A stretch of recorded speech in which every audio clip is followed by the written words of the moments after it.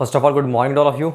तो अपन देखते हैं नया सब्जेक्ट अपना स्ट्रक्चरल एनालिसिस। तो उसका लेक्चर फर्स्ट है अपना, ये है यूनिट नंबर 1, वो इनडिटर्मिनेसी। ठीक है ना। तो अपना फर्स्ट लेक्चर है स्ट्रक्चरल एनालिसिस का। तो जब मैंने आपको स्ट्रेंथ ऑफ मटेरियल कराया था तब मैंने थोड़ा बहुत आपको बताया था कि जो हमारा स्ट्रक्चरल एनालिसिस सब्जेक्ट होता है वो स्ट्रेंथ ऑफ मटेरियल का ही एडवांस्ड वर्जन होता है। तो सबसे पहले तो अपन डिफ्रेंशिएट करते हैं कि ये सब्जेक्ट है क्या, इसमें पढ़ना क्या है, ये सब्जेक्ट कैसे इन्वेंट हुए, सब कुछ अपन देखते हैं पहले। तो जनरल इंट्रोडक्शन आपको बताता हूँ, उसके बाद फिर अपन स्टडी करेंगे इंडिटर्मिनेसी की। तो देखो भाई, पहले मैं बात करता हूँ आपसे स्ट्रेंथ ऑफ मटेरियल की। तो स्ट्रेंथ ऑफ मटेरियल में जैसा कि मैंने आपको पढ़ाया, वहाँ पर जब अपन किसी भी स्ट्रक्चर का मतलब हमारी बीम हो सकती है, ट्रस हो सकता है, आर्च हो सकता है, फ्रेम हो सकता है, कुछ भी हो सकता है।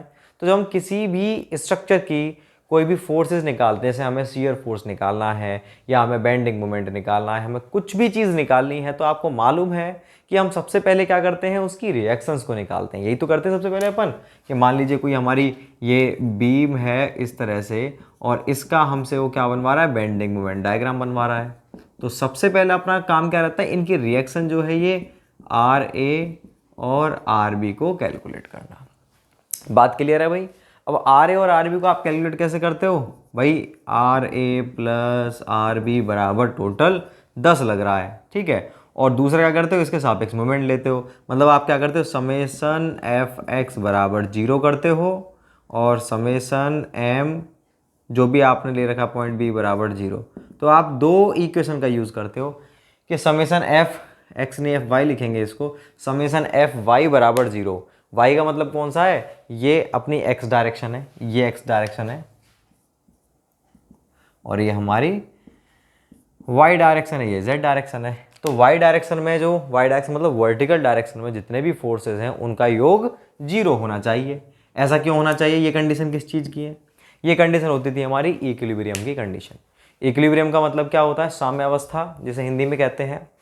और इसका मतलब क्या है कि हमारी जो बॉडी है वो बिल्कुल स्टैटिक कंडीशन में है, किसी फोर्स के द्वारा वो मूव नहीं कर रही है, सारे फोर्सेस बैलेंस हैं उसमें। जब सारी चीज़ बैलेंस है तो अपन बोलेंगे बॉडी इक्विलिब्रियम के अंदर है। बात क्लियर है। तो भाई पहले आपको बता दूँ, थोड़ा सा इसमें टाइम लगेगा क्योंकि ये सब्जेक्ट बहुत इंपॉर्टेंट है और इसको समझने के लिए जो किसी भी सब्जेक्ट की स्टार्टिंग जो फर्स्ट यूनिट रहती है वो बहुत इंपॉर्टेंट रहती है। तो पहले आपको ये कॉन्सेप्ट्स क्लियर करने, क्योंकि अपन को यही नहीं पता स्ट्रक्चरल एनालिसिस क्या है, सॉम क्या है, क्या पढ़ रहे हैं, तो आपके दिमाग में दोनों चीज़ें कॉलेप्स करेंगी, सॉम की चीज़ स्ट्रक्चरल एनालिसिस में, स्ट्रक्चरल एनालिसिस की सॉम के अंदर। ठीक है ना। तो अपन ये डिफरेंस ही देख रहे हैं। तो मैं आपको बता रहा था यहाँ पर आपको छोटी छोटी चीज़ सीखने को मिलेगी बहुत सारी, कि हम यहाँ पर क्या करते हैं, इक्विलिब्रियम कंडीशन का यूज़ करते हैं कि अगर बॉडी हमारी इक्विलिब्रियम कंडीशन में तो टोटल वर्टिकल फोर्सेस 0 होंगे। टोटल वर्टिकल मतलब जितने हमारे जो अपवर्ड हैं वो डाउनवर्ड होंगे। भाई इसको मैं ये लिख सकता हूँ ना, आर ए, अगर मैं इसको पॉजिटिव मान रहा हूँ ऊपर वाले को, तो आर ए आर बी, तो नीचे डाउनवर्ड डायरेक्शन का ऑटोमेटिकली क्या हो जाएगा, नेगेटिव बराबर 0। तो यही तो एक कंडीशन है भाई। ये क्या है हमारा एफ वाई, यही तो समेसन है भाई, समेसन मतलब योग बराबर 0। या फिर मैं क्या कहूँ, या तो आप कहो कि टोटल जो फोर्सेस हैं वो 0 हैं, या आप कहो कि अपवर्ड फोर्स बराबर डाउनवर्ड फोर्स, तभी तो 0 होंगे। ये प्लस मान रहे उसको माइनस मान रहे तो प्लस माइनस तभी तो 0 होगा हमारा। तो ये बराबर ये कर, एक ही बात है। आप चाहे R A plus R B बराबर 0 करो, R A plus R B minus 10 बराबर 0 करो, या फिर R A plus R B बराबर 10 करो, एक ही बात है। ये इस कंडीशन को बताता है। तो ये पहली कंडीशन थी इक्विलिब्रियम की। दूसरी कंडीशन कौन सी इक्विलिब्रियम की, हमारी इस वाले पॉइंट पर मोमेंट की वैल्यू 0 होती है। तो इस वाले पॉइंट पर मोमेंट की वैल्यू 0 मतलब हम इस वाले पॉइंट पर मोमेंट ले लेते हैं। मोमेंट कौन से लोगे आप, टोटल। भाई देखो क्लॉकवाइज मोमेंट, या तो आप कहोगे टोटल मोमेंट की वैल्यू 0 मतलब क्लॉकवाइज प्लस एंटी क्लॉकवाइज बराबर 0, या फिर आप क्या कहो, क्लॉकवाइज मोमेंट जो है एंटी क्लॉकवाइज मोमेंट के बराबर है, दोनों बराबर है तभी तो 0 होगा हमारा। तो अपन इस वाले पॉइंट पर मोमेंट ले लेते हैं। आर ए इंटू में जो भी इसकी लेंथ है, मान लीजिए 5 मीटर लेंथ है और ये है 2 मीटर। तो आप क्या करते हो, आर ए इंटू में 5 माइनस 10 गुणा 2 बराबर 0, यही तो करते हो। तो ये क्या है हमारा, समेसन एम बी बराबर 0। या फिर आप क्या कहो कि ये आर ए इंटू 5, ये कैसा है भाई, देखो आर ए इंटू 5, आप देखो आर ए ऊपर की तरफ लग रहा है ना इस पॉइंट के सापेक्ष में, तो कैसे घूम रहा है, ये यूं घूम रहा है। मतलब ये कैसा है हमारा, इस तरीके का, ठीक, मतलब क्लॉकवाइज है। और ये 10 गुणा में 2, ये कैसे घूम रहा है इस पॉइंट के रेस्पेक्ट में, एंटी क्लॉकवाइज। ठीक है, तो या तो मैं ये करूँ आर ए इंटू 5 माइनस 10 गुणा 2 बराबर 0, या फिर क्या करूँ आर ए गुणा 5 बराबर 10 गुणा 0। इसको उधर भेज दोगे तो इज इक्वल्स टू 10 इंटू 2 ही तो हो जाएगा। तो आप कुछ भी करो तो ये अपनी टोटल एक तरफ की चीज़ दूसरी चीज़ के बराबर होती है। तो आपने दो कंडीशन का यूज़ किया, इन कंडीशंस को बोलते हैं इक्विलिब्रियम कंडीशन, और इन कंडीशन की सहायता से आप क्या ज्ञात कर पाए थे, आर ए और आर बी मतलब रिएक्शंस को। और जब आपकी आर ए और आर बी ज्ञात हो जाएगी उसके बाद आप कोई नेक्स्ट स्टेप कर पाओगे। अगर आपको शियर फोर्स निकालना है तो भी आप बाद में कर पाओगे इन दोनों को ज्ञात होने के बाद में, क्योंकि आपको अगर शियर फोर्स चाहिए तो वो क्या होता है, एक साइड टोटल फोर्स मतलब आर ए। तो मतलब आपको आर ए आर बी तो चाहिए ही चाहिए। मतलब पहला स्टेप क्या होता है स्ट्रेंथ ऑफ मटेरियल के अंदर, किसी भी फोर्स को, किसी भी चीज़ को ज्ञात करने के लिए सबसे पहले आपको रिएक्शंस को ज्ञात करना पड़ेगा। ठीक है भाई। अब अगर कोई ऐसी चीज़ होगी कि मैं रिएक्शंस ज्ञात नहीं कर पा रहा हूँ, कोई ऐसा स्ट्रक्चर है, तो आपने 100 में जितने भी क्वेश्चंस करे उसमें आपको लगभग ऐसा मिला कि आपको मैक्सिमम क्वेश्चंस ऐसे थे आर ए आर बी को आप ऐसे ही ज्ञात करते थे सभी क्वेश्चंस के अंदर। आर ए आर बी को मैं, देखो भाई, आपसे कॉन्टिन्यूस बीम की बात नहीं कर रहा हूँ, ना ही मैं आपसे फिक्स्ड बीम की बात कर रहा हूँ। इसके अलावा जितनी भी बीम थी आपकी, सिंपल बीम, कैंटिलीवर, जितनी बीम थी, आप सभी के कैसे निकाल देते, आर ए आर बी को सिंपली निकाल देते हैं। यहाँ पर सिंपली वर्ड का मतलब क्या है, with the help of equilibrium condition. तो स्ट्रेंथ ऑफ मटेरियल में अपन आर ए आर बी को इसकी सहायता से ज्ञात कर लेते थे। लेकिन अगर कोई ऐसी चीज़ हो जाती है हमारे, मान लीजिए यही है और इसमें क्या है, ये दूसरा भी क्या है हमारा, एक तो हिंज है दूसरा भी हिंज है, तो हिंज पर कितनी रिएक्शन होती है, 2 और 2 4। तो पहले एक मिनट पहले आपको थोड़ा सा और इसी क्वेश्चन को थोड़ा सा और बताते हैं आपको। देखो भाई, तो आपकी 2 कंडीशन हो गई, अपनी टोटल 3 कंडीशन होती है इक्विलिब्रियम की। अपना काम 2 से ही चल जाता है। क्यों 2 से चल जाता है, क्योंकि आपने कभी भी किसी क्वेश्चन में ये हॉरिजॉन्टल रिएक्शन जो होती है ना हिंज की, भाई हिंज सपोर्ट पर कितनी रिएक्शन होती है, 2। एक तो होती है ये और एक होती है ये होती है एफ वाई और ये होती है हमारी आर, मान लो आर वाई और ये आर एक्स डायरेक्शन। तो आपने कभी भी ये ज़रूरत नहीं पड़ी पूरे सॉम में कि मुझे हॉरिजॉन्टल रिएक्शन निकालनी पड़ रही है। तो आपका काम केवल किससे चल गया, आपका काम चल गया इन दोनों रिएक्शन से। ठीक है, दोनों इक्विलिब्रियम कंडीशन से। जो तीसरी इक्विलिब्रियम कंडीशन होती है वो हॉरिजॉन्टल रिएक्शन को निकालने के काम आती है, और वो क्या होती है, समेशन एफ एक्स बराबर 0।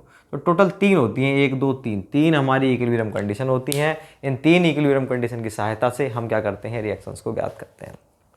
ठीक है, अब बात आती है मैथमेटिक्स की। थोड़ी सी बात करें कि मैथमेटिक्स में अपन क्या करते हैं कि अगर हमारे पास अननोन है x + y बराबर 2, तो आप एक इक्वेशन से इन दोनों की वैल्यू निकाल सकते हो क्या, नहीं निकाल सकते।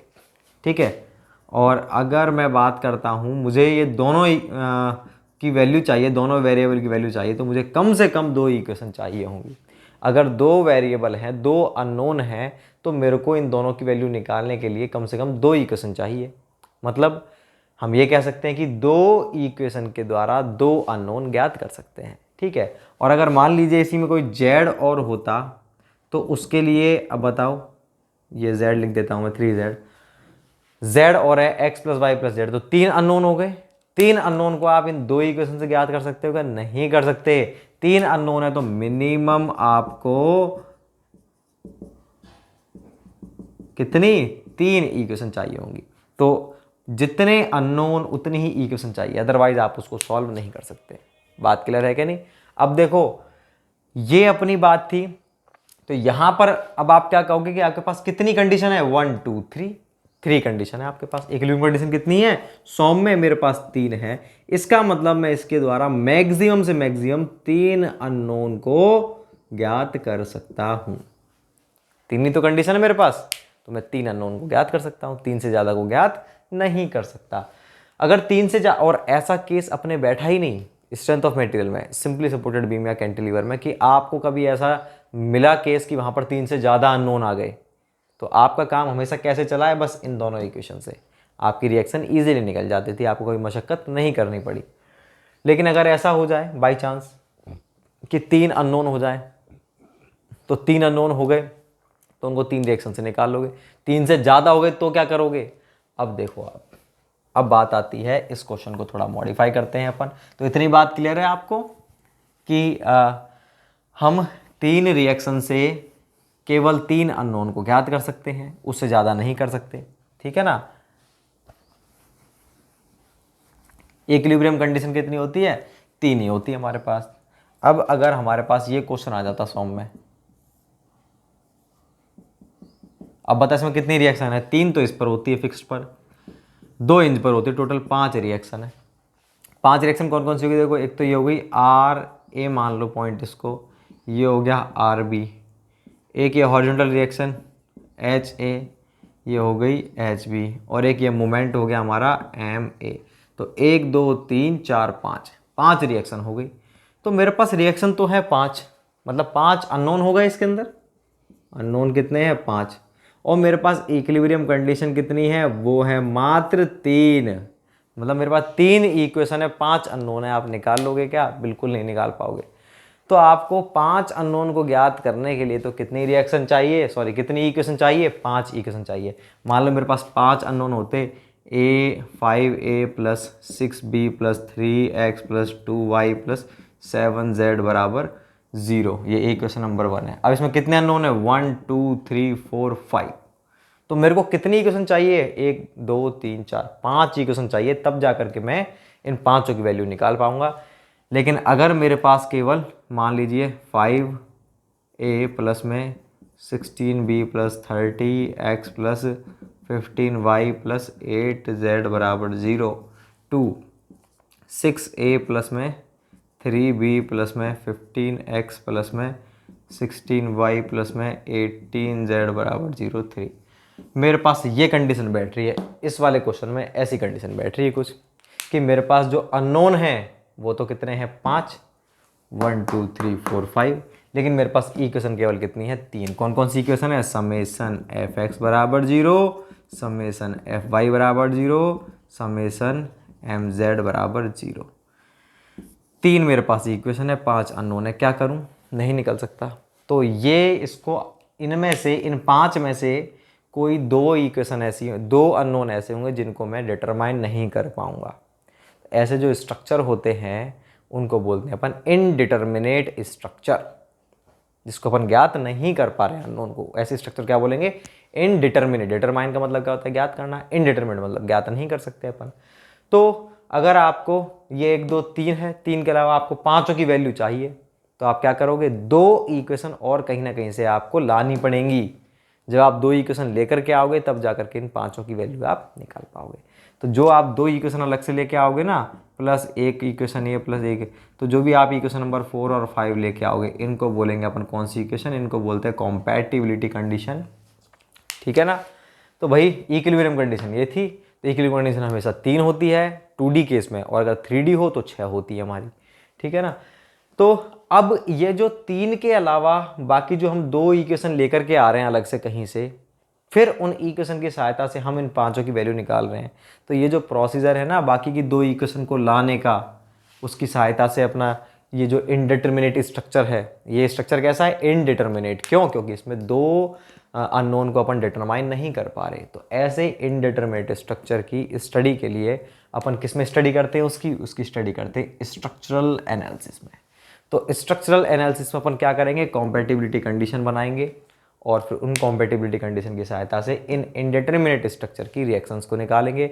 और एक बार रिएक्शन पता चल जाए फिर अपन इनके एसएफडी बनाएंगे, बीएमडी बनाएंगे, एटीडी एक्सियल थ्रस्ट डायग्राम, जो भी कुछ बनाना है वो सब कुछ चीज़ अपन बनाएंगे। तो ये होता है बेसिक डिफरेंस सॉम और स्ट्रक्चरल एनालिसिस के बीच में, कि जो हमारा सॉम होता है उसमें जो हम स्टडी करते हैं वो डिटर्मिनेट स्ट्रक्चर की करते हैं जनरली, उसमें हम डिटर्मिनेट स्ट्रक्चर की स्टडी करते हैं।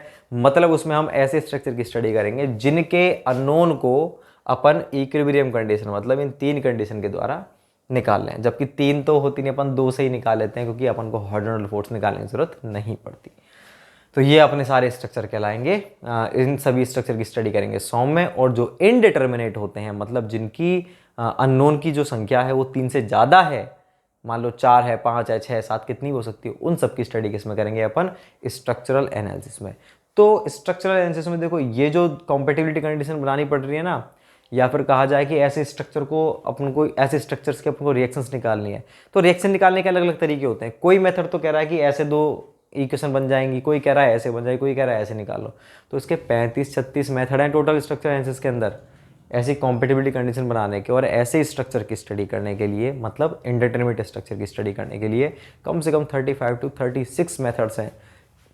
उन सभी मेथड के द्वारा अपन क्या करते हैं, रिएक्शंस को निकालते हैं और रिएक्शन के बाद फिर अपन, तो सेम चीज़ है दोनों में। वहाँ पर भी अपन स्ट्रक्चर की स्टडी कर रहे हैं सॉम में, यहाँ पर भी स्ट्रक्चर की स्टडी कर रहे हैं।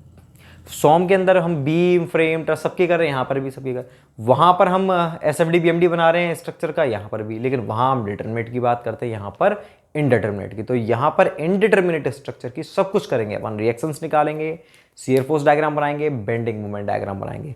तो जो हमारा फ्रेम होता है ना, फ्रेम वो 99.99% कैसा होता है, इनडिटरमिनेट होता है। तो फ्रेम की स्टडी अपन किस में करते हैं, ट्रस के अंदर करते हैं। और बाकी बीम्स जो होती हैं, बीम के अंदर भी कौन सी बीम हमारी, डिटरमिनेट बीम, उनकी स्टडी करते हैं अपन स्ट्रेंथ ऑफ मटेरियल के अंदर। अब आप सोचोगे सर अब जो हमारी फिक्स्ड बीम है, ठीक है ना, तो इतना डिफरेंस अपन को क्लियर हो गया। अब अगर मैं बात करता हूं फिक्स्ड बीम की,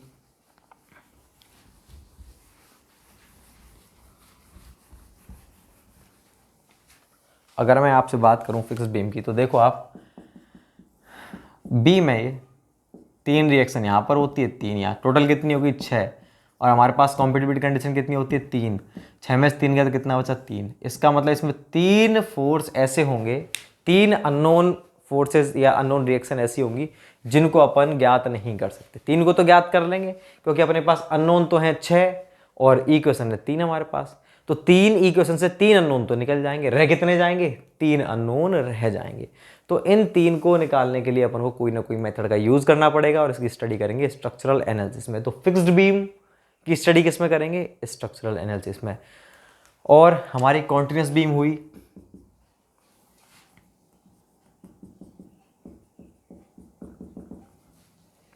इसमें देखो 3, 2, 1, इसमें भी 6 हो गया।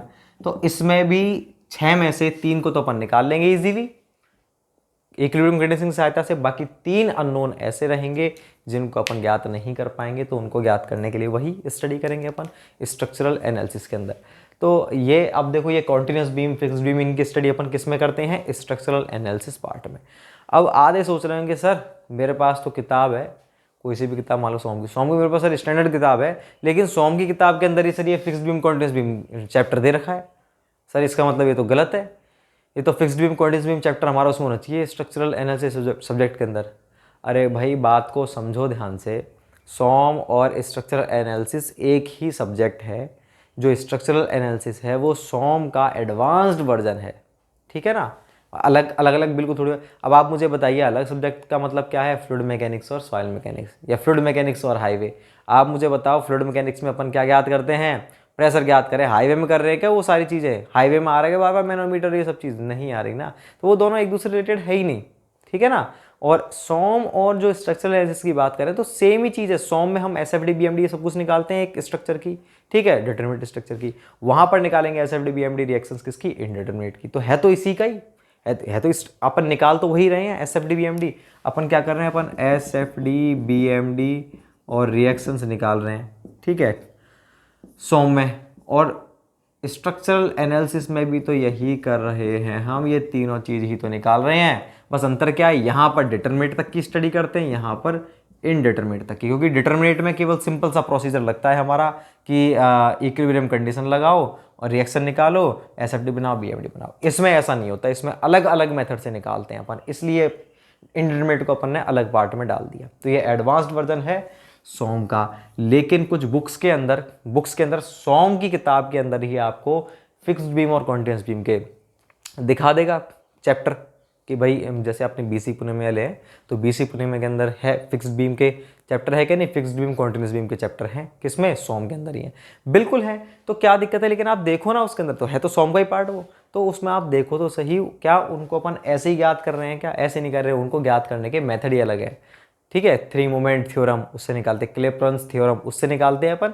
फिक्स्ड बीम और कंडीशन को अपन कैसे सॉल्व करते हैं, थ्री मोमेंट या क्लेपेरॉन्स थ्योरम के द्वारा। तो वो मेथड ही अलग हो गए। तो है स्ट्रक्चरल एनालिसिस का पार्ट अपन ने उसमें डाल दिया, ठीक है ना। आप अगर बीसी पुणे की ही थ्योरी ऑफ स्ट्रक्चर, इस सब्जेक्ट का दूसरा नाम होता है थ्योरी ऑफ स्ट्रक्चर या स्ट्रक्चरल एनालिसिस, अगर आप बीसी पुणे की थ्योरी ऑफ स्ट्रक्चर को अगर आप पढ़ोगे ना, तब आप देखो उसमें भी है फिक्स्ड बीम कंटीन्यूअस बीम। इसका मतलब क्या है, इसका पार्ट है, उसमें डाल दिया है बुक के अंदर। बीसी पुणे में तो भैया आपको एंड में वेल्डेड जॉइंट भी मिल जाएंगे, जबकि वो तो किसका पार्ट है, वो तो स्टील का पार्ट है। आपको टैंक में मिल जाएंगे, वो भी स्टील का पार्ट है। तो वो तो डाल के रखते हैं कि मेरी एक बुक के अंदर सारा मैटर मिल जाए। तो ये चीज़ आपको ध्यान रखनी है। तो ये अपना जनरल इंट्रोडक्शन था सॉम और स्ट्रक्चरल एनालिसिस के बीच में डिफरेंस क्या होता है। इतना सा डिफरेंस, इसके अलावा कुछ नहीं है। अब अपन पढ़ेंगे स्ट्रक्चरल एनालिसिस। तो अब अपना माइंड क्लियर है कि मुझे स्ट्रक्चरल एनालिसिस में इंडिटरमिनेट स्ट्रक्चर की स्टडी करनी है, उनमें फोर्सेस ज्ञात करने हैं, रिएक्शंस ज्ञात करनी है कॉम्पैटिबिलिटी कंडीशन के द्वारा। कई सारे मेथड होते हैं, उन सभी मेथड को दो कैटेगरी में डिवाइड कर देते हैं अपन, वो तीसरी यूनिट में देखेंगे अपन। तो सबसे पहले तो अपन देखते हैं कि ये जो अननोन फोर्स हैं, अपन को यही देखना है कि कितने कितने अननोन फोर्स है। इसमें तो 3 है, इसमें कितने अननोन फोर्स है, 3, किसी में 4 होंगे। तो इसमें इसको, ये जो 3 है इसको बोलते हैं अपन इनडिटरमिनेसी। तो ये अपनी यूनिट का नाम इनडिटरमिनेसी ही है। तो अपन को इनडिटरमिनेसी पढ़ना है। सबसे पहले ये अननोन फोर्सेस के बारे में पढ़ेंगे किसी स्ट्रक्चर में। अब देखो ये तो सिंपल से थे, अब अगर कोई ऐसा स्ट्रक्चर हो,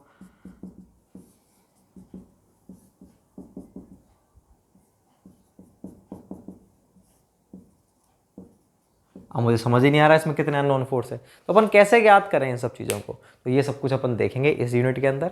तो इस यूनिट में अपन सबसे पहले स्टार्टिंग करते हैं type of support and there reactions. अब इसमें जो मैं आपको पढ़ाने जा रहा हूँ, पहला और जो दूसरा पेज है बहुत बहुत बहुत इंपॉर्टेंट है, क्योंकि ये है बेसिक, बिल्कुल बेसिक, जीरो लेवल का। अगर आपको इसके बारे में नॉलेज नहीं है तो आप इस सब्जेक्ट में आगे नहीं बढ़ सकते, और ना ही, और अगर आप, जो मैं 2 पेज पढ़ाऊंगा, अगर आपको इन अच्छे से समझ में आते हैं तो आप सॉम, स्ट्रक्चरल एनालिसिस, आरसीसी और स्टील, इन चारों सब्जेक्ट को फिजिकली आप सोच सकते हो कि इसमें ये हो रहा है, ये रिएक्शन होती है, ठीक है, ये इक्विलिब्रियम कंडीशन होती है। आप सब चीज़ों को फिजिकली ऑब्जर्व कर सकते हो, आप बहुत अच्छे से समझ पाओगे चीज़ों को प्रैक्टिकली अप्रोच करके। तो अपन सबसे पहले लिखते हैं, तो ये बहुत इंपॉर्टेंट है, इसको तसल्ली से समझना, और मैं बहुत तसल्ली समझाऊंगा इस चीज़ को भी। ये है अपना पहला type of support and there reactions.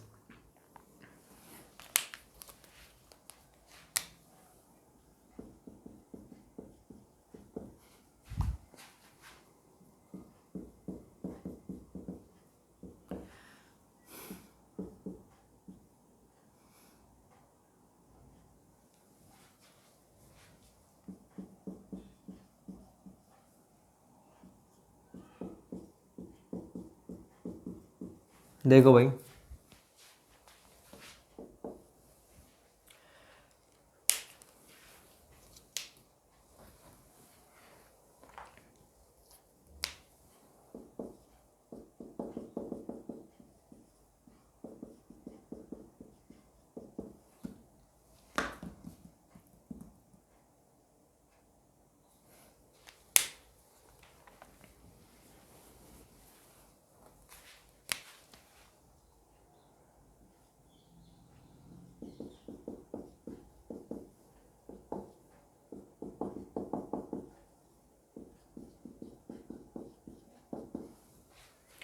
देखो अपन सबसे पहले लिखते हैं फिक्स सपोर्ट। कैसा होता होगा डायग्राम, देखो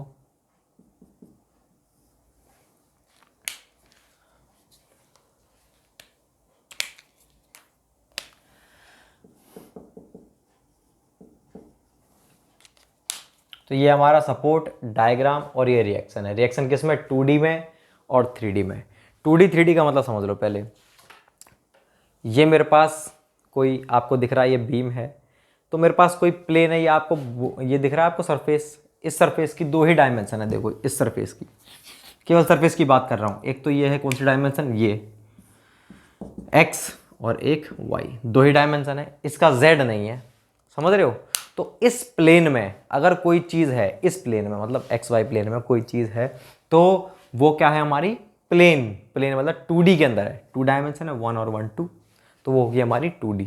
बात क्लियर है कि नहीं? जैसे कि मान लीजिए, एक सेकेंड,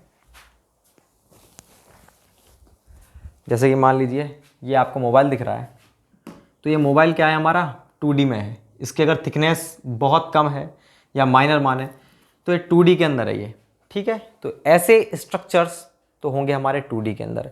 स्ट्रक्चर में हमारे केवल 3 ही पढ़ेंगे हम। एक तो पढ़ेंगे बीम, जिसके बारे में आप जानते हो, दूसरा पढ़ेंगे फ्रेम, और तीसरा पढ़ेंगे ट्रस।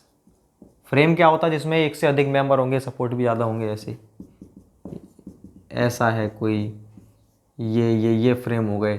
ट्रस भी कुछ ऐसा ही होता है, लेकिन उसमें जो मेंबर होते हैं वो पिन जॉइंटेड होते हैं, वो आगे बताऊंगा मैं आपको। तो अपने मैं कह रहा हूँ कि ये 3 प्रकार के स्ट्रक्चर अपने बीम, फ्रेम और ट्रस। तो अगर ये हमारे 2D के अंदर है, 2 डायमेंशनल के अंदर, अपन स्टडी हमेशा 2D के अंदर ही करते हैं, क्योंकि जो भी उसकी विड्थ रहती है उसको अपन नेग्लिजिबल मान के चलते हैं। सपोर्ट की विड्थ को नेग्लिजिबल मान के चलते हैं कि ये इसका कोई काम नहीं है, तो अपन 2D में ही स्टडी करते हैं हमेशा, ठीक है ना।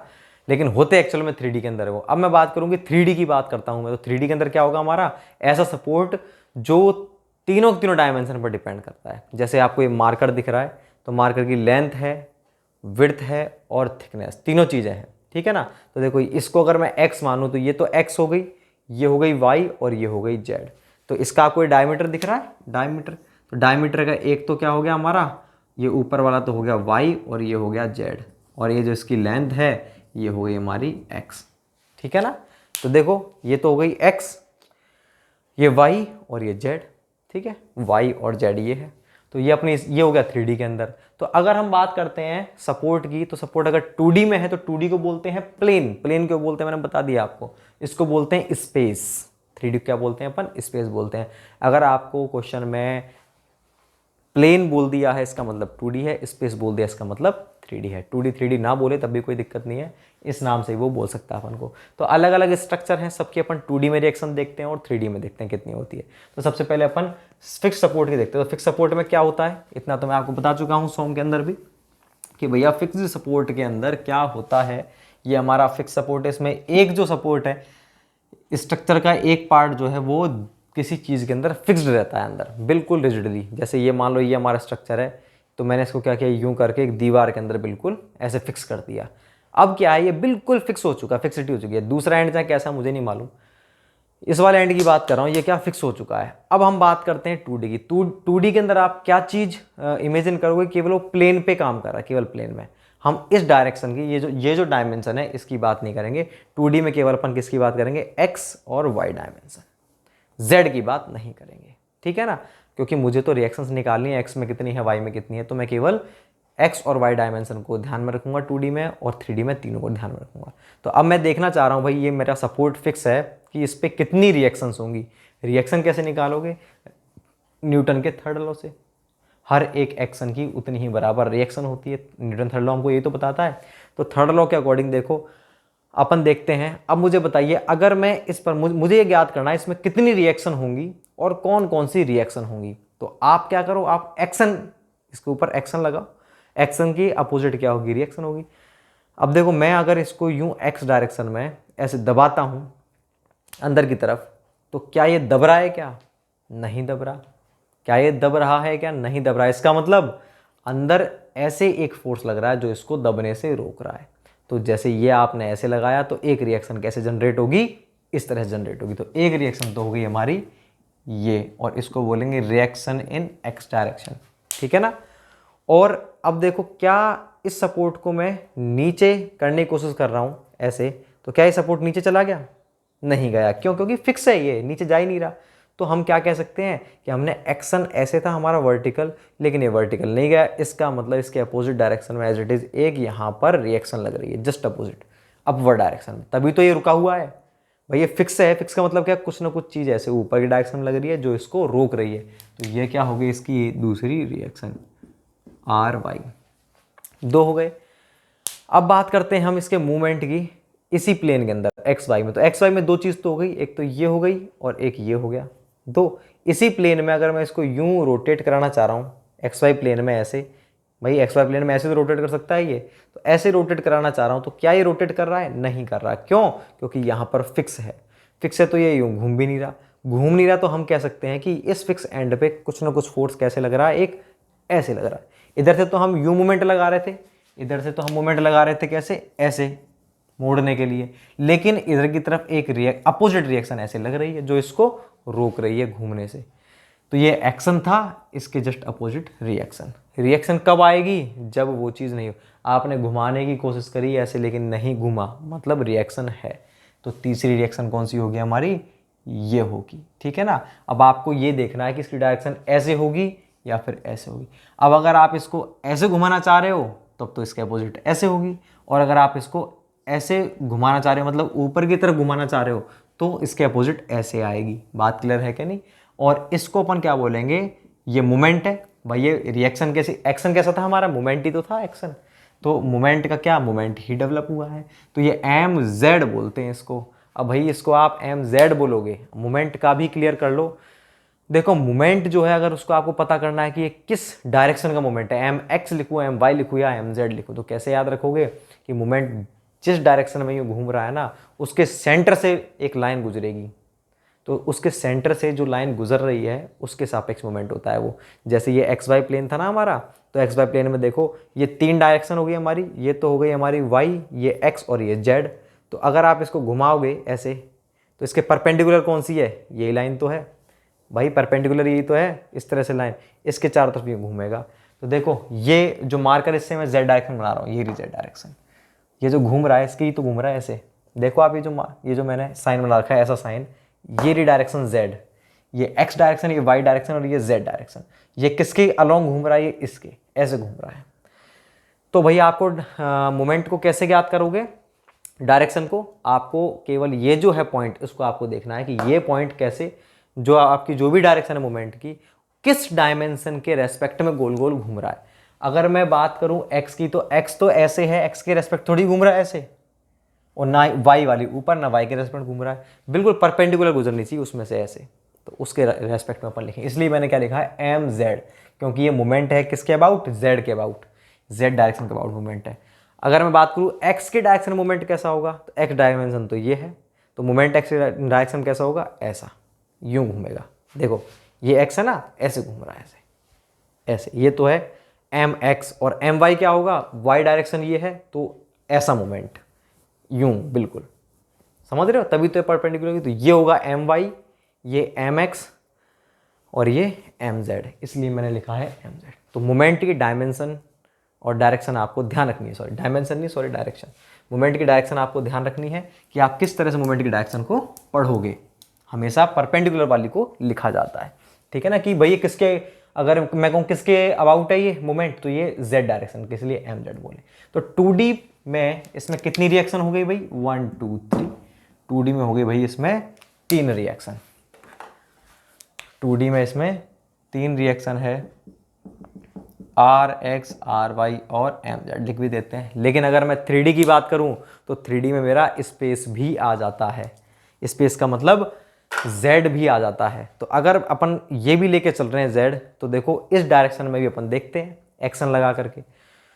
तो पहले तो क्या था हमारा, ये था स्ट्रक्चर, इस पे मैंने क्या किया, एक तो ऐसे फोर्स लगाया तो इसके अपोजिट ये हो गई y डायरेक्शन में, x में लगाया तो आर एक्स हो गई।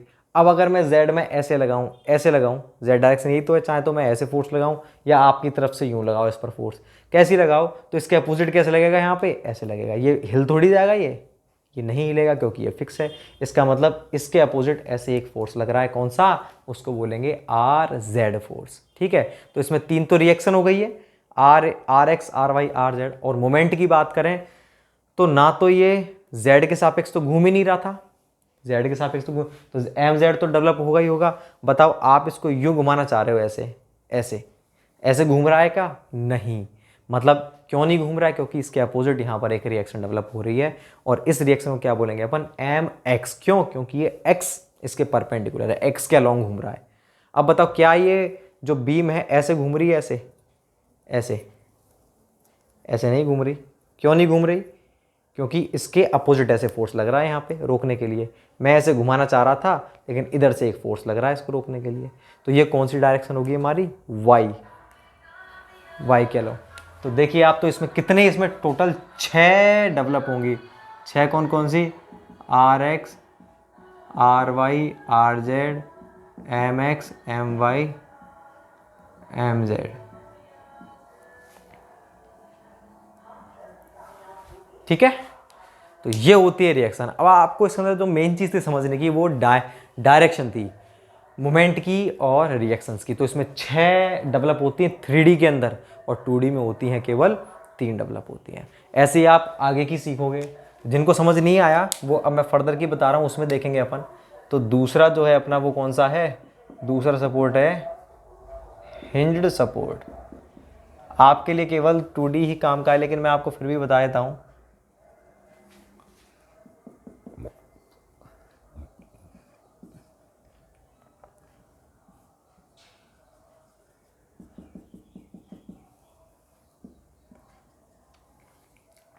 भाई हिंज सपोर्ट को अपन ऐसे भी दिखा सकते हैं और ऐसे भी दिखा सकते हैं कि हमारा एक कोई वर्टिकल ऐसे है लाइन और वो नीचे फिक्स्ड है, लेकिन यहाँ पर क्या है, इस तरह से कोई गोल सर्किल दिखा दिया, मतलब क्या है, हिंज्ड है। अगर ऐसे है ना, इसका मतलब तो फिक्स है भाई, लेकिन ऐसे में ऐसे कर दिया तो ये क्या है, हिंज है, ध्यान रहे।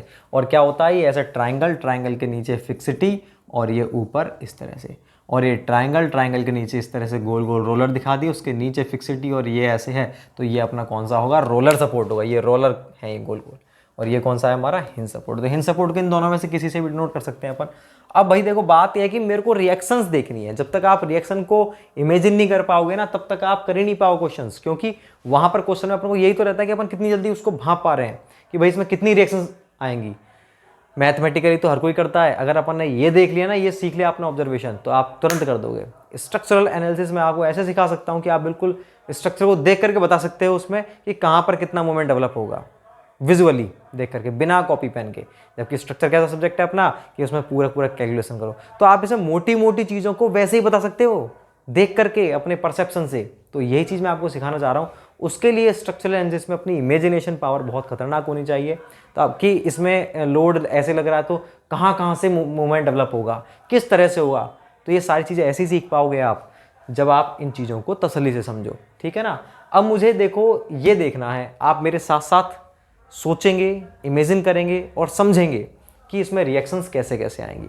अगर मैं बात करता हूँ इस हिंज सपोर्ट की और 2D की, ठीक है, तो 2D के अंदर इसमें कितनी रिएक्शंस आएंगी, तो मुझे कुछ नहीं करना, मुझे तो बस इसको ऊपर फोर्सेस लगा लगा के देखने हैं, एक्शन डेवलप करके देखनी है कि इसके ऊपर ये एक्शन करने पर ये मूव कर रहा है कि नहीं कर रहा है। अगर नहीं कर रहा मूव, इसका मतलब वहाँ रिएक्शन है। और मूव कर रहा है, मैं मूव करना चाह रहा था और वो मूव कर गया, मतलब कोई रिएक्शन नहीं है। जैसे मार्कर है, मैं यहाँ पर फोर्स लगाया ऐसे ताकि ये आगे खिसक जाए, और ये खिसक गया, देखो ये खिसक गया नहीं खिसक गया, इसका मतलब इधर से कोई रिएक्शन लगी नहीं, रिएक्शन जीरो है।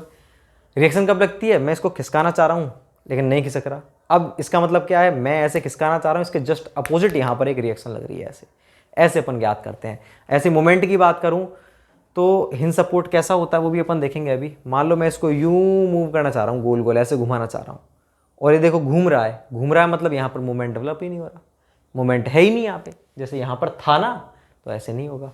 तो अब अपन इस वाले को देखते हैं। इसमें ऐसे होता है हमारा हिंज सपोर्ट।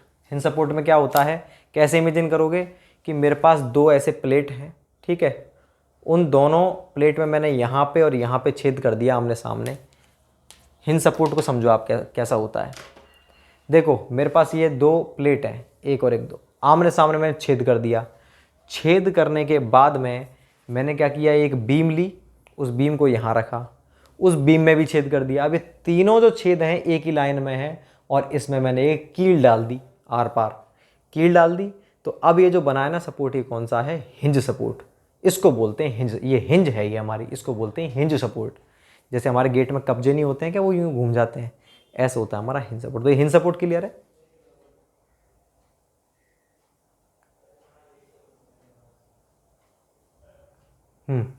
तो इसकी अगर हम बात करें हिंज सपोर्ट की, तो इस पर देखो आप, अगर मैं इस वाले हिंज सपोर्ट पर देखना चाह रहा हूँ, अगर मैं प्लेन की बात कर रहे हैं, ऐसे लोड लगा रहा हूँ, ठीक है, तो क्या ये सपोर्ट नीचे खिसक गया, मतलब अगर मैं यहाँ वर्टिकल लोड लगाता हूँ तो ये नीचे खिसक गया क्या, नहीं खिसका। क्यों नहीं खिसका, क्योंकि यहाँ पर कोई एक रिएक्शन लग रही है इसलिए। मतलब इसमें आर वाई होता है। मैं इस हिंज सपोर्ट को ऐसे खिसकाना चाह रहा हूँ यहाँ से फोर्स लगा के, क्या ये खिसक गया? नहीं खिसका, मतलब कोई रोकने वाला है, कौन? Reaction, x direction. दोनों चीज़ हो गई। मैं इस हिंज सपोर्ट को इस तरह से ये इसको पकड़ के यूं यूं गोल गोल घुमाना चाह रहा हूँ। कैसे, मतलब समझे? ऐसे पकड़ के ऐसे, मतलब मैं मूवमेंट लगाना चाह रहा हूँ। तो ये ऐसे घूम जाएगा? बिल्कुल घूम जाएगा। क्यों नहीं घूमेगा? जो मैंने अभी आपको बताया था कि छेद कर दिया, कील लगा दी, ऐसे करने पे घूमता है कि नहीं घूमता है? घूमेगा, क्योंकि वो हिंज है। तो आपने यहाँ पर मोमेंट लगाया और उस मोमेंट के कारण ये घूम गया। आप घुमाना चाह रहे थे और वो घूम गया, मतलब कोई रिएक्शन डेवलप नहीं हुई। अगर ये नहीं घूमता तो रिएक्शन डेवलप होती। इसका मतलब यहाँ पर एम जेड नहीं होता। यहाँ पर केवल कितनी रिएक्शन होंगी? 2 रिएक्शन होंगी 2D के अंदर। कौन कौन सी? आर एक्स और आर वाई। ठीक है। अब 3D की बात करें तो 3D में देखो, 3D में क्या क्या होगा हमारा? इस तरह से ये ले लिया हमने, इसमें एक तो यूं हो गया, ठीक है। 3D के अंदर हम देखते हैं 3D में Z और आ गया, ये 3 तो हमारे पास थे ही। अब Z डायरेक्शन की चीज़ें और देख लेते हैं। मैं इसको ऐसे मूव करना चाह रहा हूँ यूं, क्या ये सपोर्ट मूव हो जाएगा? अरे भाई वो ज़मीन से यूं जुड़ा हुआ है, ऐसे कैसे मूव हो जाएगा आगे? मतलब इसमें आर जेड आएगा। तो 3 रिएक्शन तो ये हो गई इसकी, कौन सी? R X, R Y, R Z. 3D की बात कर रहे हैं। मोमेंट की बात करें, एम जेड तो था ही नहीं। एम वाई कौन सा होता है? ये वाई डायरेक्शन। इसके सापेक्ष मोमेंट कैसा होगा? ये ऐसे घूमे, ऐसे। भाई ये वर्टिकल है तो ये यूं यूं चक्री की तरह घूमे ऐसे। तो क्या ये बताओ मेरे को सोच करके, इस तरह से पकड़ा हुआ ये फिक्स्ड है, क्या ये ऐसे घूम जाएगा? नहीं घूमेगा। घूमने का मतलब ये स्ट्रक्चर ही टूट गया। तो ये ऐसे तो घूम नहीं पाएगा। लेकिन एक चीज़ ध्यान रहे कि ऐसा भी हो सकता है हिंज के अंदर यहाँ पर ऐसे है और नीचे भी एक हिंज है ऐसे, तब तो घूम जाएगा। लेकिन मैं नीचे वाले केस की बात नहीं कर रहा हूँ, मैं आपको ये वाला समझा रहा हूँ कि केवल यहाँ पर हिंज है, नीचे हिंज नहीं है। ऐसा भी होता है ना, कई सारी जगह आपने देखा होगा, जैसे हमारे वो देखा आपने, ट्रैक्टर होते, ट्रैक्टर पे ट्रॉली पीछे अपन कनेक्ट करते हैं। ट्रॉली को जैसे अपन, वहाँ पर एक गुटका सा रहता है, वो दोनों डायरेक्शन में घूमता है, वो गोल गोल भी घूमता है ऐसे, और आगे पीछे ऐसे भी होता है। तो वहाँ ऐसी यहाँ पर 2 हिंज होती हैं, एक तो यहाँ हो सकती है और एक यहाँ नीचे हो सकती है। अगर नीचे भी हिंज है तब तो ये यूँ घूम जाएगा, ठीक है। और अगर नीचे हिंज नहीं है, केवल ऊपर ऊपर है, तो नहीं घूमेगा। मैं जो बात कर रहा हूँ फिलहाल, ध्यान रहे, क्योंकि बाद में आप पूछोगे सर आपने इतनी रिएक्शन कैसे लिख दी, बुक में तो इतनी लिख रही है, ये यहाँ पर इतनी, यहाँ पर इतनी है। समझो मेरी बात को, मैं कौन सी वाली कंडीशन की बात कर रहा हूँ। केवल हिंज कहाँ पर है? टॉप पर है, नीचे नहीं है, मतलब यही कंडीशन है, नीचे कोई हिंज नहीं है। तो अगर मैं ऐसे मूव करना चाह रहा हूँ तो नहीं हो रहा। नहीं हो रहा मतलब ऐसे कोई मोमेंट लग रहा है, और वो मोमेंट कौन सा होगा? M Y. तो एम वाई होगा कि नहीं होगा? बिल्कुल होगा। एक्स डायरेक्शन की बात करूँ, एक्स डायरेक्शन ये है, तो मैं इसको, इसके सापेक्ष मोमेंट कौन सा हुआ? एक्स ये है, इसके सापेक्ष ऐसे घूमना चाहिए। बी में ऐसे कैसे घूमेगी? यूं गोल गोल, यूं, समझ रहे हो? ऐसे ऐसे घूमेगी। तो बीम ऐसे घूम रही है क्या? नहीं घूम रही, ना ही घूम सकती है बीम, ऐसे घूम नहीं सकती, क्योंकि ऐसे बंधा हुआ है। अगर ये यूं घूमेगा तो सपोर्ट ही टूट जाएगा, मतलब एक्स डायरेक्शन में भी एक मोमेंट लग रहा है। तो एम एक्स भी होगा इसमें, एम वाई भी होगा, एम जेड नहीं होगा। एम जेड तो हमने पहले देख लिया, नहीं था। तो इसमें टोटल कितनी होती है 2D के अंदर? 5। जो मैंने केस बताया उसके लिए 5 हैं। अगर नीचे और हिंज हो तो फिर ये भी नहीं होगा। कौन सा नहीं होगा? एम एक्स नहीं होगा। और यहाँ पर हिंज है तो एम वाई भी नहीं होगा, केवल 3 रहेंगी, ठीक है ना। तो अलग अलग है, होता है इसका हिसाब किताब। 4 तो इसमें रिएक्शन जो होती है हमारी 3D में 3 भी हो सकती हैं, R X R Y R Z. 4 भी हो सकती हैं, R X R Y R Z M X. और 5 भी हो सकती हैं, ठीक है ना। डिपेंड करता है हिंज कहाँ पर लगी हुई है। तो ये हो गया अपना हिंज सपोर्ट का। तीसरा आता है हमारा कौन सा? वो आता है गाइडेड रोलर। ये क्या होता है भाई?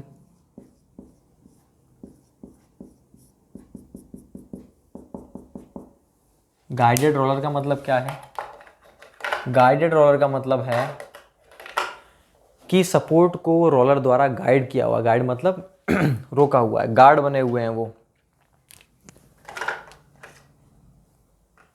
देखो ये आपको दिख रहे हैं, ये सिलिंड्रिकल मार्कर, ये होते हैं रोलर। ये मैंने 5 रोलर रखे हुए हैं और मैं ऐसे कर रहा हूँ इनको, तो आगे पीछे जा रहे नहीं जा रहे हैं, देखो हो रहे हैं। तो अगर मैं मान लो ये मेरे पास ये हैं 2 रोलर, ठीक है, और इसके ऊपर मैंने क्या किया, एक यहाँ पर रोलर एक यहाँ पर है, इसके ऊपर मैंने बीम को यूँ रख दिया, तो ये जो आपको दिख रहा है ये रोलर सपोर्ट है, ठीक है। अब भाई यहाँ पर 3 होते हैं, मैंने 2 दिखा रखे, मेरा इतना बड़ा हाथ नहीं है मेरा, तो देखो इस तरह से ये होता है रोलर सपोर्ट। तो रोलर सपोर्ट केवल क्या, सिंपल सपोर्ट बोलते हैं अपन इसको, यूँ एज इट इज़ यूँ का यूँ रख दिया, ठीक है। तो आप इस बीम को यूँ अगर फोर्स लगाता हूँ मैं तो ये रोलर खिसक जाएंगे आगे, रुकेगा नहीं, ठीक है ना। तो अब ये तो होता है सिंपल रोलर, ठीक है। एक होता है क्या, गाइडेड रोलर। वो कैसा होता है कि किसी सपोर्ट में 2 रोलर तो ऐसे हैं, उसके बीच में बीम ऐसे है और फिर 2 रोलर ऊपर हैं ऐसे। तो इस वाले केस में क्या फ़ायदा होगा, इस वाले केस में ये फ़ायदा समझ रहे हो भाई। ये देखो, ये मैंने 3 रोलर ऐसे हैं, 3 ये और बीम ऐसे है, सेम ये कंडीशन है, ठीक है। तो इसमें क्या होगा, अगर मैं इसको मूव कराना चाह रहा हूँ, इसको मतलब ये बीच इस वाले मार्कर को, तो ये ऐसे ऐसे मूव कराना चाह रहा हूँ तो ये मूव कर जाएगा, क्योंकि ऊपर नीचे दोनों तरफ रोलर लगे हुए हैं। लेकिन अगर मैं इसको इस तरह से, अगर मैं इसको यूं ऐसे करना चाह रहा हूँ या ऐसे करना चाह रहा हूँ, मतलब मैं इसको यूं पलटना चाह रहा हूँ, ऐसे मार्कर को ऐसे पलटना चाह रहा हूँ, तो नहीं पलटेगा। क्यों, क्योंकि ये जो गाइडेड रोलर है ना, इसके ऊपर नीचे क्या फिक्स है ये किसी चीज़ के अंदर, ठीक है। आप ऐसे समझ सकते हो, जो हमारी अलमीरा होती है, तो अलमीरा का मान लो ये खांचा है हमारा, ये अलमीरा का एक खांचा है, तो इसमें क्या कर रखा है मैंने, ये रोलर रख रखे हैं 1 2 3 4, 1 2 3 4, और यहाँ पर हमारी इस तरह से कोई पट्टा लगा रखा है मैंने लकड़ी का, ठीक है। तो वो पट्टा क्या है, हमारी बीम है। तो देखो ये ऊपर नीचे फिक्स है कि नहीं ये, तो अब वो जो पट्टा है, मेरा पट्टा इस तरह से यहाँ से यहाँ तक लकड़ी का कोई पट्टा है, उसके ऊपर मैं यूं करूँ, कोई लोड लगाऊं, तो क्या पट्टा यूं घूम जाएगा, क्या नहीं घूमेगा। क्यों, क्योंकि रोलर जो हैं दोनों ऊपर नीचे से क्या हैं, फिक्स हैं। तो इस प्रकार का सपोर्ट होता है। तो इस सपोर्ट में क्या होगा, इस सपोर्ट के अंदर एक चीज़ होगी कि अगर आप इसको यू मूव कराना चाह रहे हो तो ये ऐसे मूव हो जाएगा। इसका मतलब इस सपोर्ट में RX नहीं होगा। देखो इन दोनों में था, लेकिन इसमें नहीं होगा। क्यों नहीं होगा, क्योंकि आप ऐसे मूव कराना चाह रहे थे और हो गया। इसमें आप नीचे मूव कराना चाह रहे थे, नीचे हो जाएगा क्या, नहीं होगा। तो इसमें RY होता है और इसके अंदर ये वाला मोमेंट भी होगा। क्यों होगा ये वाला मोमेंट, क्योंकि आप इस सपोर्ट को ऐसे मूव कराना चाह रहे थे, लेकिन ये गाइडेड रोलर की वजह से ऐसे मूव नहीं हो पा रहा, इसलिए इसमें MZ भी होता है। तो इसमें 2 रिएक्शन होती हैं इसमें भी, लेकिन कौन कौन सी, RX और MZ होती है। 3D की बात करें तो 3D में आप थोड़ा सा सोचना और फिर आप मेरे को बताना कि 3D के अंदर कितनी होंगी रिएक्शंस। ये मैं आपके ऊपर छोड़ रहा हूँ जिससे आप इमेजिन कर पाओ, ठीक है ना, कितनी रिएक्शंस 3D के अंदर आएंगी। वही सिंपल सोचना है, Z डायरेक्शन में भी ऐसे मूव कराएं तो मूव हो जाएगा क्या, X डायरेक्शन में ऐसे मूव कराएं तो मूव हो जाएगा क्या। तो आपको मोमेंट चेक करने और ऐसे फिर आप उसमें देखेंगे। चौथा लिखता हूँ मैं कौन सा, सिंपल रोलर।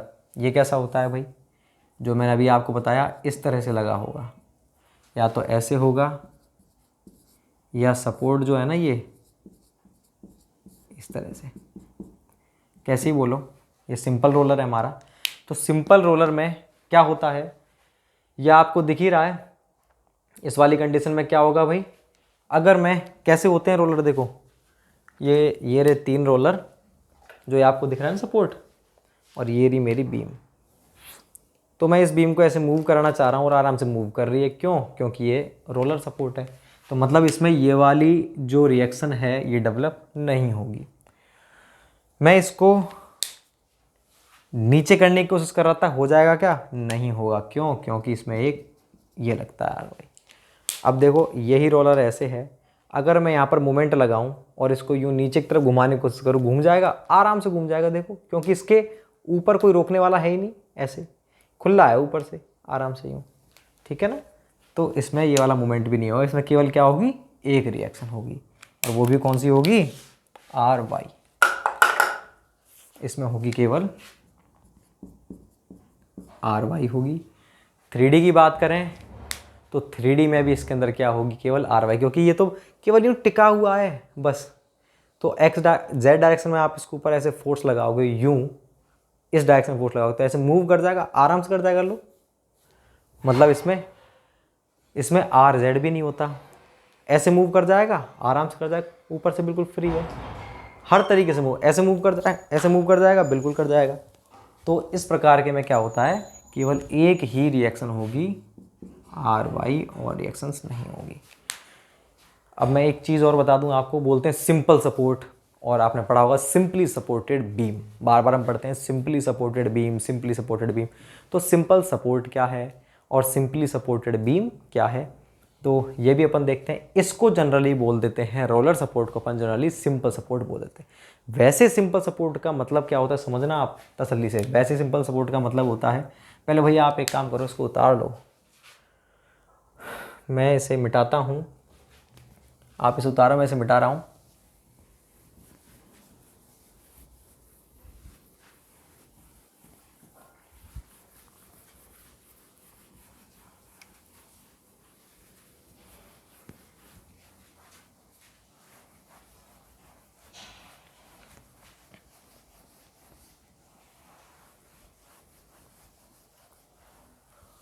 ये तो था हमारा सिंपल रोलर, पांचवा मैं इसके ऊपर लिख देता हूँ।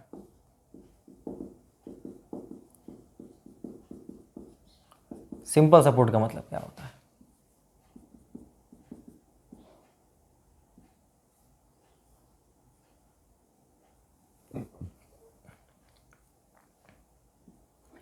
देखो भाई ये हमारी बीम है, ठीक है। इस बीम को हमने किसी भी चीज़ पर टिका दिया, किसी भी चीज़ पर हमने इस बीम को टिका दिया, तो उसको ही हम क्या बोलते हैं, सिंपल सपोर्ट बोलते हैं।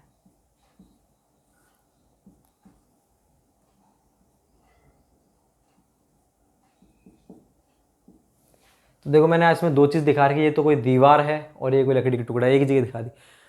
तो मेरे पास ये बीम थी और यहाँ पर एक दीवार थी, यहाँ पर लकड़ी का टुकड़ा था, उसके ऊपर मैंने इसको यूं एज इट इज जा करके रख दिया। तो ये है सिंपल सपोर्ट, मतलब मैं इसको सिंपली रखा है, इसको अपन उठा भी सकते हैं। अब देखो आपने किसी चीज़ को यूं रख दिया दो चीज़ों पर, तो इसको आप अगर ऐसे खिसकाना चाहोगे तो ऐसे खिसक जाएगा, ऐसे खिसकाना चाहोगे तो ऐसे खिसक जाएगा, ऐसे भी खिसक जाएगा, और अगर ऐसे घुमाना चाहोगे तो घूम भी जाएगा, ऐसे भी घूम जाएगा, हर तरीके से घूम जाएगा। मतलब इसमें कोई रिएक्शन डेवलप नहीं होती, केवल एक रिएक्शन छोड़ के, कौन सी, कि अगर आप इसको नीचे करना चाहोगे तो नीचे नहीं होगा। क्यों? क्योंकि नीचे सपोर्ट लग रहा है, किस चीज़ का, दीवार का और उसका। तो ये होता है हमारा सिंपल सपोर्ट। इसका डायग्राम अपन ऐसे दिखाते हैं सिंपल सपोर्ट को, ये यूं है, दो वर्टिकल रिएक्शन। क्यों? क्योंकि इसमें केवल वर्टिकल रिएक्शन ही होती है और कोई सी रिएक्शन नहीं होती। इन सपोर्ट में कौन सी होती है, केवल वर्टिकल रिएक्शन होती है, ठीक है। तो चाहे 2D हो चाहे 3D हो, दोनों में वर्टिकल रिएक्शन होती है। तो ये सेम इसी की तरह है, देखो सिंपल रोलर, लेकिन रोलर में नीचे रोलर लगे होते हैं और इसमें इसको अपन किसी चीज़ पर टिकाते हैं। तो सिंपली सपोर्टेड बीम का जो अपन डायग्राम बनाते हैं, होती तो एक्चुअल में सिंपली सपोर्टेड ऐसी होती है, लेकिन अपन सिंपली सपोर्टेड बीम को ऐसे दिखाते हैं, यूं करके एक तरफ ऐसे दिखाते हैं। सिंपली ऐसे क्यों दिखाते हैं, क्योंकि ये जो होता है ये इसकी तरह ही होता है। और आपने देखा होगा डायरेक्टली डायग्राम ऐसे मिलेगा आपको कि सिंपली सपोर्टेड बीम ये ऐसे है, ये ऐसे, तो इसका मतलब क्या है, ये वाला केस है। अगर ये है, अगर दोनों तरफ रोलर, तब भी हम इसको ऐसे दिखाएंगे सिंपली सपोर्टेड की तरह। क्यों? क्योंकि इसकी जो रिएक्शंस होती हैं दोनों में सेम आती है, 2D 3D में। तो ये सारी बातें थी टाइप ऑफ रिएक्शंस और सपोर्ट की लेकर के। इनका बहुत बड़ा यूज़ है अगर आपको इमेजिनेशन पावर अच्छी है तो, क्योंकि आप वहाँ पर समझ पाओगे कि इस सपोर्ट में कहाँ से रिएक्शन आ रही है, कहाँ से मूवमेंट आ रहा है। तो इन चीज़ों के लिए बहुत ज़रूरी है। अब अपन नेक्स्ट देखते हैं। मैं इसे मिटाता हूँ भाई देखो मैं आपको फिर से बोल दूँ कि जो केवल 2D ही आपके काम का है पूरे इसके अंदर, 3D इतने काम का नहीं है। 3D से केवल फॉर्मूले ये सब चीज़ पूछ सकते हैं, बाकी 3D पर स्टडी नहीं करेंगे अपन, ना ही आपके काम का है। 3D से डायरेक्टली ऐसी चीज़ पूछ सकते हैं कि फिक्स सपोर्ट में 3D में कितने होते हैं सपोर्ट, तो कितनी रिएक्शन होती हैं, 6 होती हैं। 2D में कितनी होती है, 3 होती हैं। बाकी इनकी तो पूछेगा भी नहीं आपसे, ना ही हिंज की पूछेगा कि हिंज में 3D में कितनी होती हैं, गाइडेड रोलर में 3D में कितनी होती हैं, और सिंपल रोलर में कितनी होती हैं 3D में। 3D में किसी की नहीं पूछेगा, केवल फिक्स सपोर्ट की पूछ सकता है, पहली बात। और आपको किसी भी क्वेश्चन में कुछ नहीं लिखा हुआ दिख रहा कि उसमें 3D के लिए पूछ रहा है वो या 2D के लिए, तो आपको हमेशा 2D मानना है, ठीक है ना। 3D का इतना यूज़ है ही नहीं, लेकिन फिर भी अपन पढ़ेंगे क्योंकि 3D से फॉर्मूले वगैरह पूछ सकता है डायरेक्टली, और कोई क्वेश्चन नहीं बनेगा उस पर, ठीक है ना। तो अपन नेक्स्ट टॉपिक देखते हैं इसके अंदर, वो है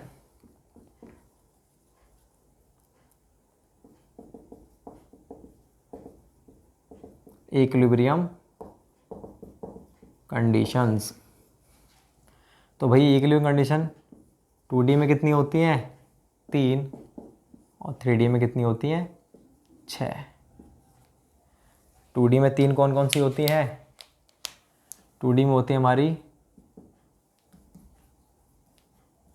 summation F X, summation F Y, summation M Z बराबर 0। ये 3 ही तो होती हैं, जिनमें से अपन इसका तो यूज़ करते ही नहीं है सॉम के अंदर, क्योंकि हमें हॉरिजॉन्टल फोर्स निकालने की ज़रूरत ही नहीं पड़ी कभी।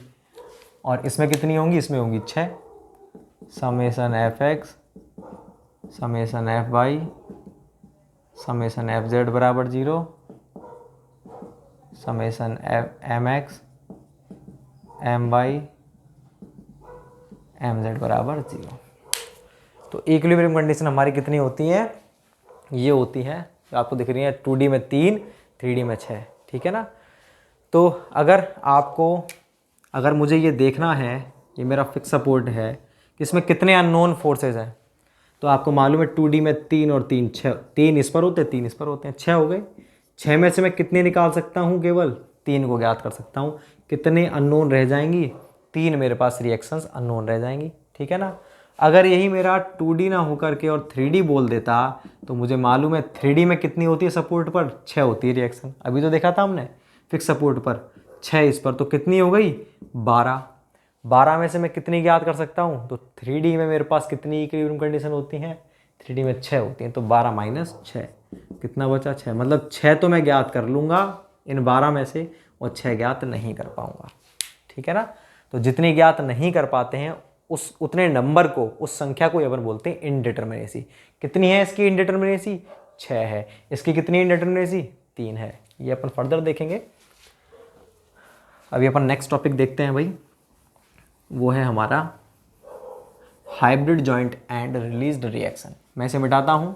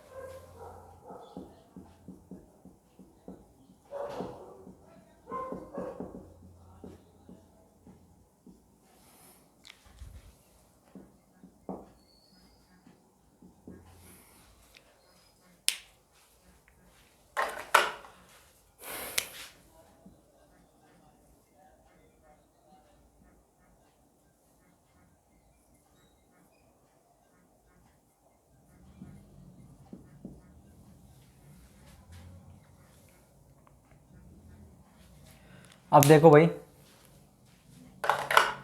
अपन देखते हैं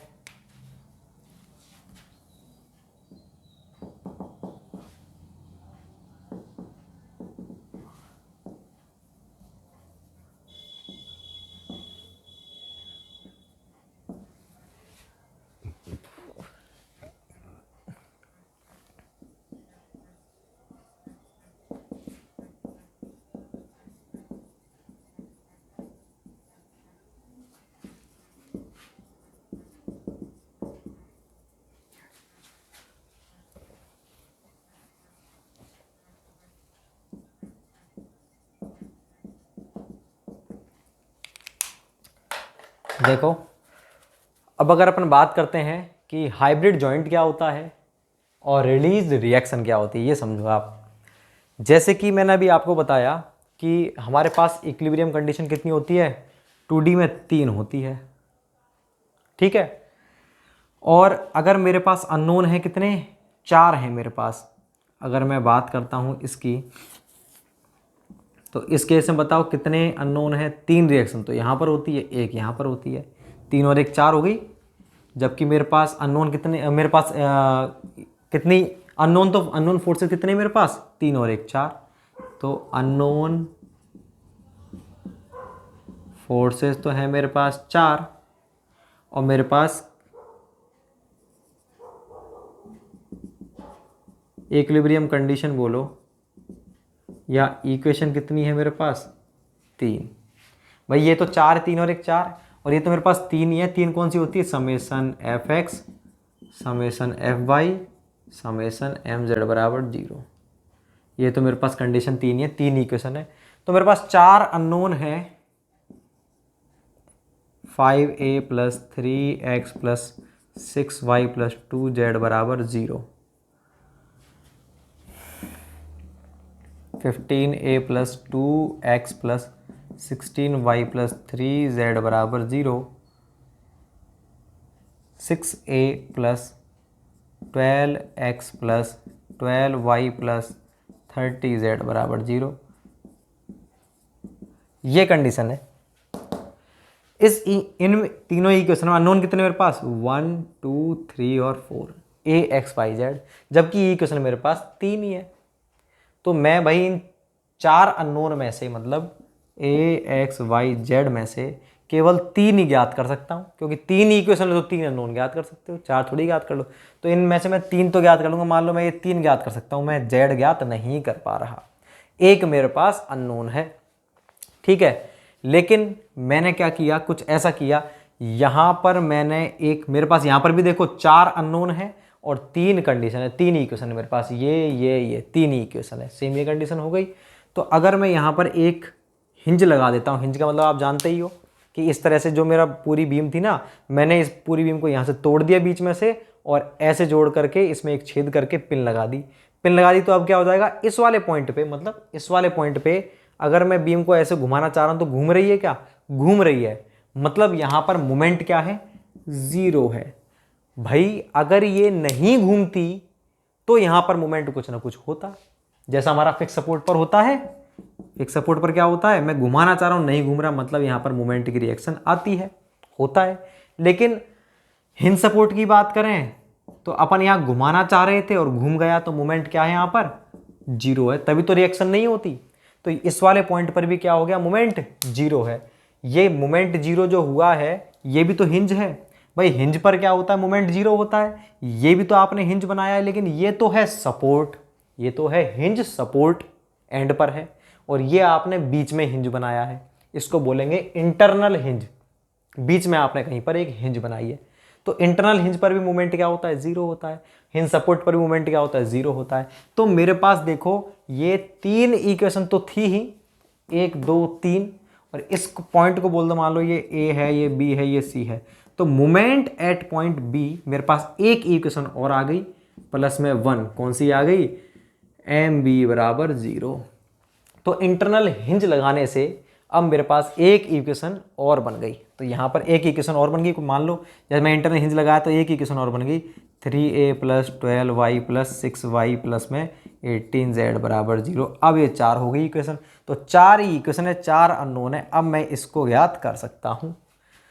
तो ये जो मेरे पास इक्वेशन आई एडिशनल, अतिरिक्त जो इक्वेशन आई, इन तीनों के अतिरिक्त जो इक्वेशन आई, उसको बोलेंगे अपन रिलीज्ड रिएक्शन, ठीक है। ये क्या है, मेरी रिलीज्ड रिएक्शन। क्यों बोलेंगे रिलीज्ड रिएक्शन, क्योंकि यहाँ पर एक रिएक्शन खत्म हुई है, कौन सी, मोमेंट 0। तो एक रिएक्शन और मेरे को एडिशनल मिल चुकी है।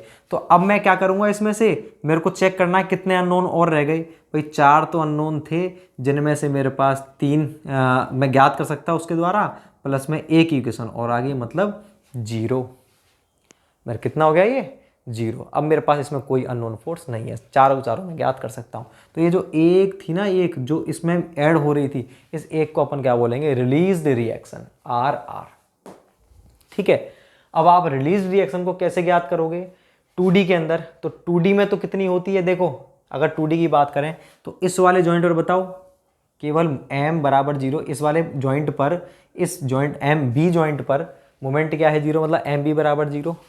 एक ही तो है ये, एक ही इक्वेशन तो मिली है हमको, MB बराबर 0।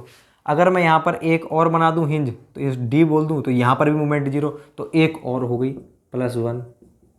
अगर एक और हिंज बना दूँ तो एक और हो जाएगी +1। तो होती चली जाएंगे, जितना आप हिंज बना दोगे उतनी। तो इसका मतलब यह है कि मैं जैसे जैसे हिंज, इंटरनल हिंज बनाता जाऊंगा, वैसे वैसे मेरे अननोन फोर्सेस की वैल्यू कम होती चली जाएगी। पहले तो 4 - 3 बराबर 1 अननोन बच रहा था, अब 4 - 4 बराबर 0 है। तो ऐसे मेरे अननोन, फिर ये स्ट्रक्चर मेरा कैसा होता चला जाएगा, पहले तो इनडिटर्मिनेट था, अब ये डिटर्मिनेट बन गया। तो आप इंटरनल हिंज को बढ़ाते चले जाओ और स्ट्रक्चर इनडिटर्मिनेट से डिटर्मिनेट बनता चला जाएगा। ये बात थी, ठीक है। तो ये तो थी डायरेक्टली कि इस जॉइंट पर एक मोमेंट इक्वेशन 0 है, तो एक ही हमको रिलीज रिएक्शन कितनी है यहाँ पे, एक। इस जॉइंट पर भी कितनी है, एक। इस पर भी कितनी है, एक। लेकिन ये तो मेरा सिंपल मेथड था एक। अगर मैं इसको देखना चाहूँ, अगर मैं इसको एक जनरल इक्वेशन के रूप में लिखना चाहूँ, तो कैसे लिखूंगा कि इस जॉइंट पर, मतलब इंटरनल हिंज वाले पॉइंट पर आप कैसे रिलीज रिएक्शन निकालोगे, RR बराबर जितने इस पर, एक कैसे आएगा, एक ऐसे आया कि इस पर कितने मेंबर जुड़ रहे हैं, एक और एक, 2। तो 2 में से अगर मैं एक घटा दूं तो मेरा बचा 1, और वही तो इक्वेशन है ये। तो ये कैसे आया, एक मेरा 2 - 1 बराबर है। तो यहाँ पर 2 क्या है, इस पर कितने मेंबर जुड़ रहे हैं, मेंबर जुड़ रहे हैं। मेंबर को m से डिनोट करूँ क्या, नहीं। अगर मैं m से डिनोट करूंगा तो मैं टोटल मेंबर गिन लूंगा 1 2 3 4, जबकि इस जॉइंट पर कितने जुड़ रहे हैं, इसलिए मैंने इस मेंबर को m' से डिनोट कर रहा हूँ, m' -1। तो रिलीज रिएक्शन जो होती है 2D में कितनी होती है, m' -1। m' का मतलब क्या होता है, m' का मतलब होता है कि उस जॉइंट पर कितने मेंबर जुड़ रहे हैं। ठीक है, तो आप सोच रहे होंगे सर वो एक पर एक ही होती है, हम ऐसे ही याद रख लेंगे ना कि एक पर, एक जॉइंट पर एक ही होती है। अगर ऐसे जॉइंट है, इंटरनल हिंज है, तो उस पर एक होगी, हम ऐसे याद रख लेंगे। अरे इसमें तो आपने याद रख लिया, लेकिन अगर ऐसा केस आ गया तो क्या करोगे आप, यहाँ पर इंटरनल हिंज, तो आप यहाँ पर एक लिख दोगे क्या कि यहाँ पर रिलीज रिएक्शन कितनी है, एक, कि इंटरनल हिंज तो एक ही है। नहीं भाई, यहाँ एक नहीं है, यहाँ पर कितनी होगी हमारी रिलीज रिएक्शन की वैल्यू होगी, कितने मेंबर जुड़ रहे हैं इस पर, 1 2 3 4, 4 - 1 बराबर 3 होगी, एक नहीं होगी। इसलिए इसका फॉर्मूला ये है m' -1। तो आपको अगर कहीं पर भी रिलीज रिएक्शन ज्ञात करनी है इंटरनल हिंज के कारण, तो जितने मेंबर जुड़ रहे हैं उसमें से एक घटा दो, उतनी रिलीज रिएक्शन होगी। ठीक है ना। तो इस पर कितने जुड़ रहे हैं, 1 2, तो इस पर 1 हो जाएगी। लेकिन अपन तो फॉर्मूला लिखेंगे यहाँ पे, क्योंकि यहाँ पर ये तो मैंने एक ही केस बनाया, न जाने कितने होंगे, हो सकता है ऐसे जुड़ रहा हो एक और मेंबर, 2 और जुड़ रहे हैं, तो कितना का 6 - 1 बराबर 5। ये होती है रिलीज। तो 2D में होती है m' -1, और 3D में क्या हो जाती है उसकी 3 गुना। 3 गुना का मतलब, अगर मैं यही वाला एग्जांपल लूँ तो R' कितना था, 4 - 1 बराबर 3 था ना।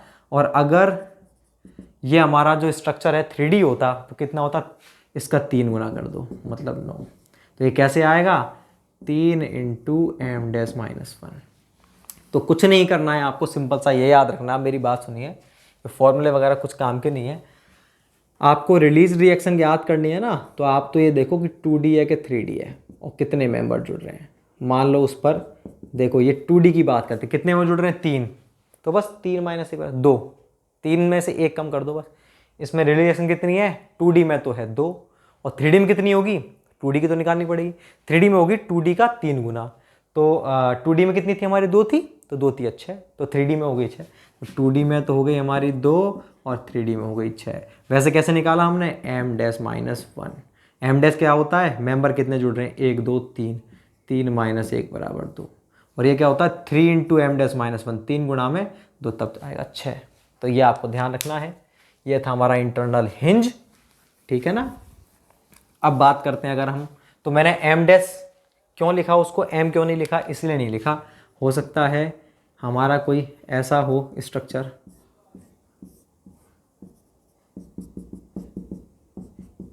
इसमें देखो यहाँ पर है, तो m का मतलब तो हो गया मेंबर, तो किसी अगर मैं यहाँ पे m-1 लिख देता तो वो यहाँ पर कैसे निकालता, 1 2 3 4 5 6 7 8 9 10 11 12 13 14 15 15 माइनस 1 14 लिख देता वो तो आर को।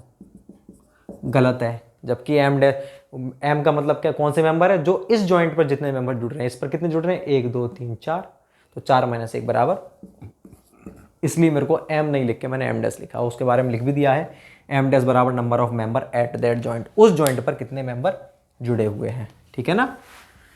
अब अगर बात करते हैं हम किसकी, इंटरनल लिंक की, तो इंटरनल लिंक कुछ नहीं होता, इस तरह से देखो कोई मेंबर था, उसमें हमने एक लिंक के द्वारा जोड़ दिया। लिंक का मतलब आप क्या कह सकते हो, इस पर 2 इंटरनल हिंज है।